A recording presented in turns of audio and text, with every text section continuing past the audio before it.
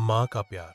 माँ एक ऐसा शब्द है जिसमें पूरी दुनिया का प्यार और अपनापन समाया होता है। माँ का दिल अपने बेटे के लिए जितना निस्वार्थ होता है, उतना शायद ही किसी और रिश्ते में होता हो। ऐसी ही एक कहानी है सावित्री और उसके बेटे आरव की।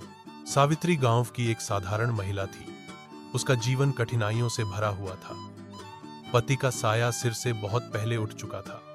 अपने इकलौते बेटे आरव को पालना ही उसकी जिंदगी का मकसद बन गया था। खेतों में काम कर, दूसरों के घरों में झाड़ू पोंछा कर सावित्री ने आरव को पढ़ाया लिखाया। आरव बहुत होशियार था।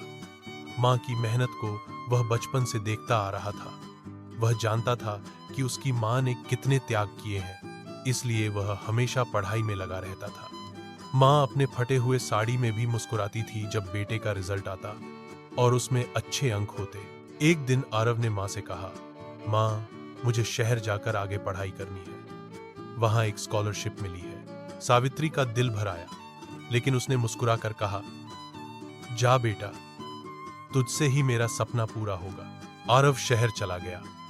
दिन, महीने और साल बीतते गए। आरव ने इंजीनियरिंग पूरी की और फिर एक नामी कंपनी में नौकरी मिल गई। वह धीरे धीरे बड़ा अफसर बन गया।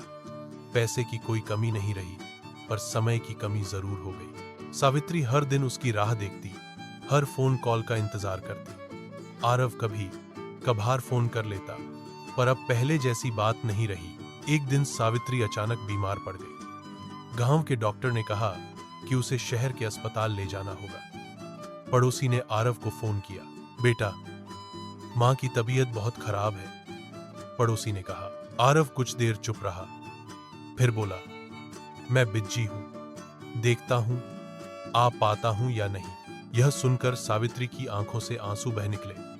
शायद मां समझ चुकी थी कि उसका बेटा अब बड़ा हो गया है और व्यस्त भी। लेकिन अगले ही दिन आरव ने सब काम छोड़ फ्लाइट पकड़ी और मां के पास पहुंचा। मां की हालत देखकर उसकी आंखों में पश्चाताप था। मां, माफ कर दो, मैं बहुत बदल गया हूं, आरव ने रोते हुए कहा। सावित्री ने कांपते हुए हाथों से उसके सिर पर हाथ फेरा और मुस्कुराकर बोली, बेटा, मां कभी नाराज नहीं होती, बस तरसती है अपने बच्चे की एक झलक को। आरव ने मां को अच्छे अस्पताल में भर्ती कराया। इलाज के बाद मां धीरे धीरे ठीक होने लगी। उस दिन से आरव ने कसम खा ली कि अब चाहे जितना भी बड़ा आदमी बन जाए, मां को कभी अकेला नहीं छोड़ेगा।